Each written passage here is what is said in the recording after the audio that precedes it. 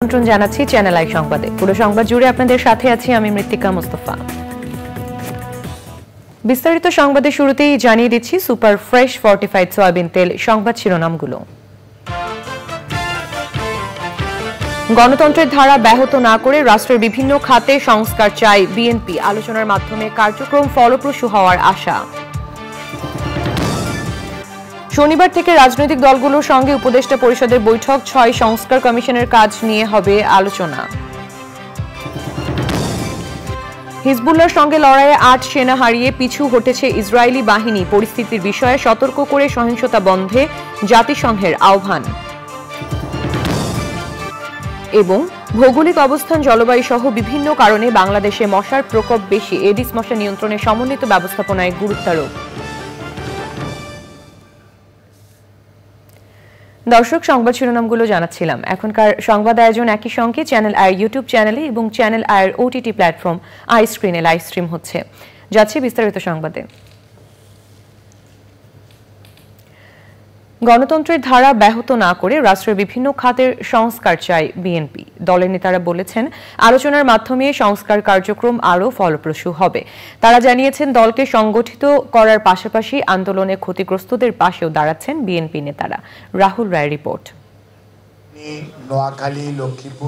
BNP সহ বিভিন্ন রাজনৈতিক দল দ্রুত সময়ে নির্বাচনের কথা যেমন বলছে, তেমনি রাষ্ট্রের প্রয়োজনীয় সংস্কারের কথাও বলছে।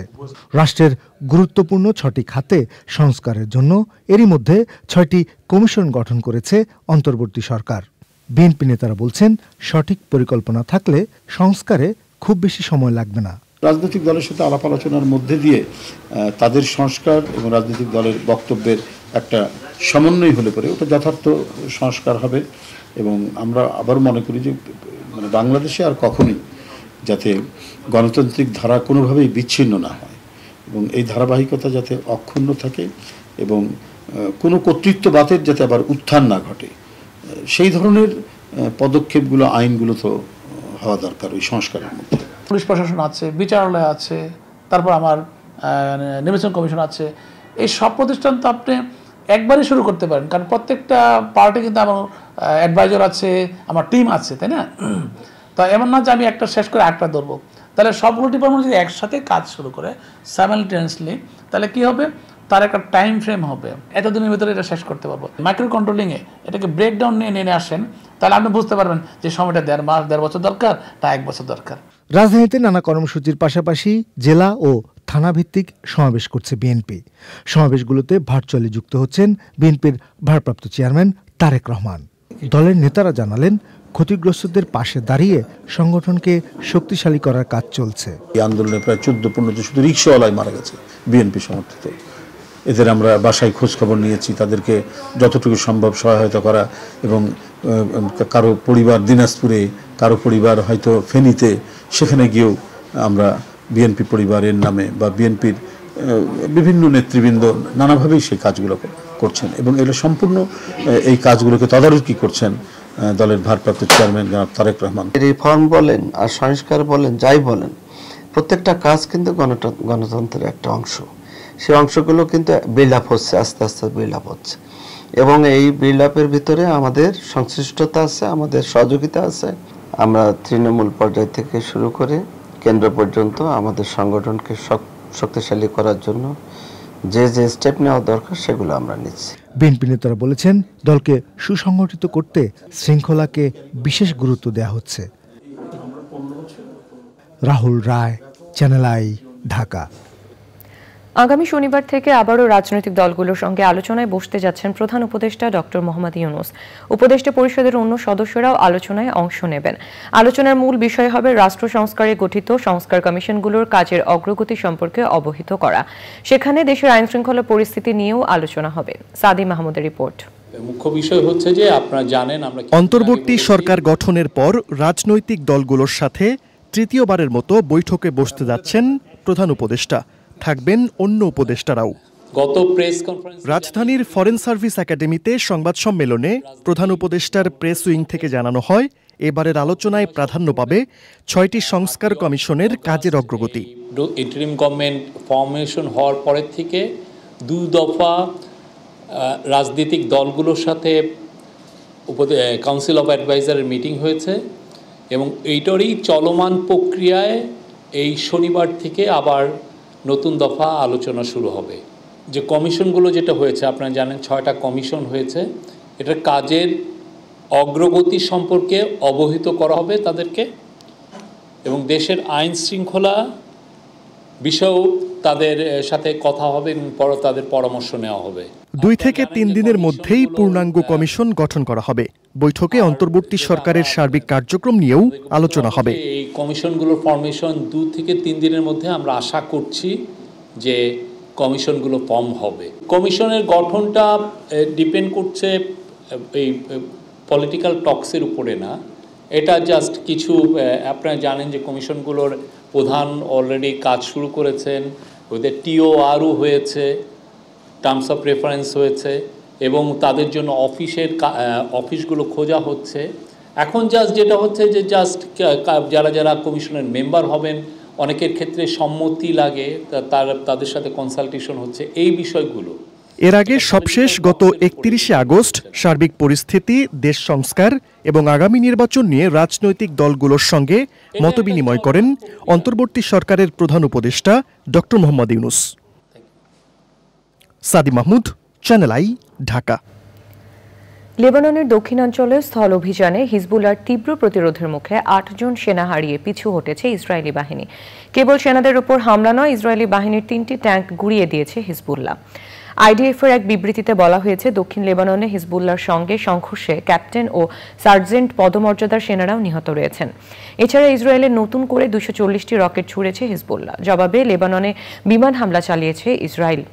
গত 24 ঘন্টায় লেবাননে ইসরায়েলি হামলায় অন্তত 46 জন নিহত হয়েছে। ইরানের হামলার জবাবে 2 ভাগে বিভক্ত হয়েছে বাইডেন প্রশাসন। ইসরায়েলের তেল আবিবে বন্দুকধারীদের গুলিতে 7 জন নিহতের ঘটনায় দায় স্বীকার করেছে হামাসের সামরিক শাখা। এদিকে জাতিসংঘের মহাসচিব অ্যান্টনিও গুতেরেসে লেবানন ইসরায়েল পরিস্থিতির বিষয়ে সতর্ক করে সহিংসতা বন্ধের আহ্বান জানিয়েছেন।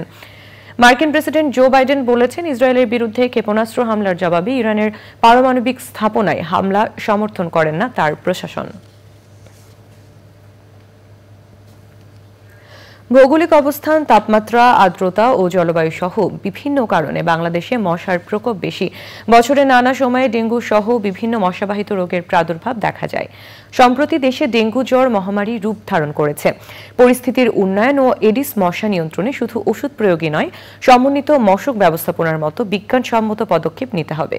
ধ্বংস করতে হবে মশার আবাসস্থল। আফরোজা হাসির রিপোর্ট। ডেঙ্গু জ্বর এডিস মশাবাহিত ভাইরাসজনিত রোগ। মূলত এডিস ইজিপ্টি প্রজাতির মশা বাংলাদেশে ডেঙ্গু রোগের জন্য দায়ী। জুলাই থেকে অক্টোবর মাস পর্যন্ত এডিস মশার বিস্তার বেশি ঘটে বলে এ সময়ে ডেঙ্গু জ্বরের প্রকোপ দেখা যায়। প্রাপ্তবয়স্ক এডিস মশা দেখতে অন্যান্য প্রজাতির মশার তুলনায় ভিন্ন। দেহে ও পায়ে সাদা কালো দাগ দেখেই সহজেই এডিস মশা চেনা যায়। ডেঙ্গু জ্বরে আক্রান্ত কোনো রোগীর রক্ত পান করা এডিস মশা সুস্থ মানুষকে কামড়ালে ডেঙ্গু রোগ ছড়ায়। সাধারণত কামড়ানোর 3 থেকে 14 দিনের মধ্যে আক্রান্ত ব্যক্তির শরীরে তীব্র জ্বর অনুভূত হয়। সেই সাথে শরীর জুড়ে থাকে প্রচণ্ড ব্যথা। এছাড়া এর প্রভাবে রক্তে প্লাটিলেট বা অনুচক্রিকার সংখ্যাও কমতে থাকে। এমনকি যথাযথ চিকিৎসার অভাবে মৃত্যুও হতে পারে। তবে ডেঙ্গু আক্রান্ত হলে বিশ্রামের পাশাপাশি পর্যাপ্ত পানি ও তরল জাতীয় খাবার গ্রহণ এবং দ্রুত চিকিৎসকের শরণাপন্ন হতে হয়। ডেঙ্গু প্রতিরোধে এরই মধ্যে মশা নিধন কর্মসূচি বাস্তবায়ন করছে সরকার। পাশাপাশি মশা নিয়ন্ত্রণে বিভিন্ন ধরনের জনসচেতনতামূলক কার্যক্রমও পরিচালনা করা হচ্ছে। তবে এডিস মশা দমনে প্রয়োজন সকলের সক্রিয় অংশগ্রহণ। এর বিস্তার রোধে বসতবাড়ির আঙিনা পরিষ্কার পরিচ্ছন্ন রাখতে হবে। 3 দিন পর পর পড়ে থাকা পাত্র, ফুলের টব, পরিত্যক্ত টায়ার, প্লাস্টিক বোতল সহ যে কোনো উন্মুক্ত স্থানে জমে থাকা পানি নিয়মিত অপসারণ করতে হবে। পর্যাপ্ত ঔষধ প্রয়োগের মাধ্যমেও প্রাপ্তবয়স্ক মশা ও লার্ভা ধ্বংস করা যায়। এছাড়া ডেঙ্গু জ্বর থেকে রক্ষার জন্য দিনে কিংবা রাতে ঘুমানোর সময় অবশ্যই মশারি ব্যবহার করতে হবে। জানালায় মশা প্রতিরোধক নেট ব্যবহার এবং স্প্রে কিংবা কয়েল ব্যবহারের মাধ্যমেও এডিস সহ অন্যান্য মশা থেকে নিরাপদ থাকা সম্ভব। আফরোজা হাসি, প্রকৃতি ও জীবন ডেস্ক, চ্যানেল আই। এডিস মশা ও ডেঙ্গু জ্বর নিয়ে বিস্তারিত প্রতিবেদন দেখবেন আজ রাত 10:15 প্রকৃতি ও জীবন অনুষ্ঠানে। চিকিৎসক হয়েও নাগরিক জীবনে নিজেকে সুস্থ রাখার প্রেসক্রিপশন হিসেবে বেছে নিয়েছেন ছাদ কৃষিকে। 5 বছরের অনুশীলনে 3 স্তরে গড়ে ওঠা আয়োজনটি দিচ্ছে সবুজ সৌন্দর্য আর রকমারি ফসল। উদ্যোক্তা বলছেন ছাদ কৃষি দ্রুত সম্প্রসারণের প্রয়োজন, সরকারের বাস্তবমুখী পদক্ষেপ। বিস্তারিত জানাচ্ছেন শাইখ সিরাজ। শহর ক্রমেই গ্রাস করে নিচ্ছে চাষের জমি। বর্ধিত ঢাকার আফতাবনগর আবাসন এলাকা। এখানে গত 9 বছর ধরে বসতি গেড়েছেন ডাক্তার আব্দুল আহেল কাফি খান। নাগরিক জীবনে সুস্থ থাকার প্রচেষ্টায় বেছে নিয়েছেন কৃষির এই আয়োজন। পাচ্ছেন নানামুখী উপকারিতা। এখন তো গ্রীষ্ম সিজন, হ্যাঁ, সেই ক্ষেত্রে আমরা কিছু সবজি, কিছু ফল আসে, যেমন বরবটি, ঝিঙা, ঢেঁড়স, বেগুন, চাল কুমড়া, হ্যাঁ, তার পুঁই শাক, হ্যাঁ, অনেক সময় পালং শাকও হয়। আম আসে, আপনার কলা আছে, কামরা গাছ, সফেদা, আতা ফল, হ্যাঁ, ড্রাগন ফল, আঙুর হয়। শহর বৃদ্ধি পাওয়ার সাথে সাথে সবুজকেও প্রাধান্য দেওয়া দরকার মনে করছেন তিনি। ঢাকা সিটিতে আমরা জানি কয়েকবারই হচ্ছে দূষিত সিটিতে ফার্স্ট হয়েছে, যে সেই ক্ষেত্রে এটা যদি আমরা মানে সবার নিজের উদ্যোগে, এটা আসলে নিজের উদ্যোগ থেকে যদি করতে পারি, সেই ক্ষেত্রে হয়তো বা ভবিষ্যতে আমরা হয়তো একটা দূষণমুক্ত ঢাকা সিটি হয়তো আশা করতে পারি। নিরাপদ ফসল উৎপাদনের এই ঘরোয়া বিপ্লবটির জন্য দরকার প্রাতিষ্ঠানিক কাঠামো। সরকার যদি উদ্বুদ্ধ হয়ে সবাইকে যদি এভাবে বলেন যে হ্যাঁ আপনারা গাছ লাগান, সেক্ষেত্রে আমার মনে হয় সবাই নিজে থেকে উদ্যোক্ত হয়ে আরো নতুন কিছু হয়তো আসবে। একটা সময় ছাদ কৃষি শখের বিষয় থাকলেও এখন নগর জীবনে যারা বসবাস করছেন, তারা প্রতিনিয়ত অনুধাবন করছেন এর প্রয়োজনীয়তা। যে কারণে সচেতন ব্যক্তি যারা আছেন তারা তাদের ছাদগুলোকে বিন্দুমাত্র খালি রাখছেন না, গাছগাছালি দিয়ে ভরছেন। এর উপকারিতার দিকটা তারা প্রচণ্ডভাবে অনুধাবন করছেন এবং তারা এই কথাও বলছেন যে এখানে সরকারের অংশগ্রহণটা অনেক জরুরি এর সম্প্রসারণের জন্য। একইভাবে তাদের এই ছাদ কৃষির আয়োজন দেখে প্রতিবেশীরা উদ্বুদ্ধ হচ্ছে, যেমনটা আমাদের হৃদয় মাটিও মানুষের ছাদ কৃষি আয়োজন দিয়ে সারা বাংলাদেশে এখন ছাদগুলো এরকম সবুজে ভরপুর হচ্ছে। আব্দুল আহেল কাফি ছাদ কৃষিটি তেমন একটি নমুনা। ঢাকার আফতাবনগর থেকে শাইখ সিরাজ, চ্যানেল আই। এ নিয়ে বিস্তারিত প্রতিবেদন দেখবেন আজ বেলা 3:05 হৃদয় মাটি ও মানুষের ডাক অনুষ্ঠানে। দর্শক, এবারে চলে যাচ্ছি বিরতিতে। বিরতির পর অন্যান্য সংবাদের সাথে থাকছে সংবাদ।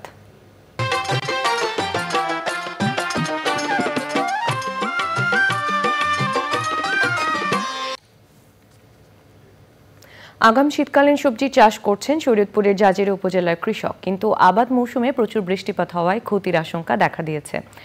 তবে আগাম শীতকালীন সবজির বাজার দর ভালো হওয়ায় ক্ষতি পুষিয়ে ওঠার আশা কৃষকদের। শরীয়তপুর থেকে এস এম মুজিবুর রহমানের রিপোর্ট। বর্ষার পানি কমতে শুরু করলেই তুলনামূলক উঁচু জমিতে আগাম শীতকালীন সবজি আবাদ করছেন শরীয়তপুরের জাজিরা উপজেলার কৃষক। স্থানীয় কৃষি বিভাগের সহায়তায় মালচিং ও বেড পদ্ধতি, মাচা পদ্ধতি ও নেট হাউসের মাধ্যমে নিরাপদ সবজি উৎপাদন করছেন এ অঞ্চলের চাষিরা। ফলে কমছে উৎপাদন ব্যয়ও। প্রত্যেকবারই সবজি নাগাই, এখানে আগুন নাগাই, দাম বেশি পাওয়ার জন্য এই বছরও নাগাইছি। জালের লিগে পাখি বুকি আহে না, এই কারণে আমরা জাল দিয়ে বেড করে দিলে, একবার দিয়ে দিলে খরচ কম হয়। 40 থেকে 50 হাজার টাকা খরচ হয়। যদি ভালো হয় তাহলে আমরা 1 লাখ অথবা 1 লাখ 1.5 লাখ টাকা বিক্রি করতে পারি। আগামীতে সামনে যদি বৃষ্টি বাদল না হয় তো আমরা এই যে ফসল আছে দাম ভালো আছে, ইনশাল্লাহ আমরা ক্ষতি পোষাইতে পারব। কৃষকের ব্যয় কমিয়ে নিরাপদ সবজি উৎপাদন ও ফলন বাড়াতে কাজ করছে কৃষি বিভাগ। জাজিরা উপজেলায় প্রতি বছর প্রচুর শীতকালীন সবজি আবাদ হয়ে থাকে। বর্তমানে আগাম শীতকালীন সবজি আবাদ হচ্ছে। কৃষকরা মালচিং, বেড পদ্ধতি এবং নেট হাউসের মাধ্যমে গ্যাপ পদ্ধতিতে সবজি চাষাবাদ করছে। এই পদ্ধতিতে চাষাবাদের ফলে কৃষকদের উৎপাদন ব্যয় কমে এসেছে এবং নিরাপদ সবজি উৎপাদন নিশ্চিত হয়েছে। জাজিরায় এবছর প্রায় 315 হেক্টর জমিতে আগাম শীতকালীন সবজি আবাদের লক্ষ্যমাত্রা ধরা হলেও আবাদ হয়েছে 345 হেক্টরে। S M Mujibur Rahman, Channel i, Shariatpur. এখন দেখবেন প্রকৃতি সংবাদ।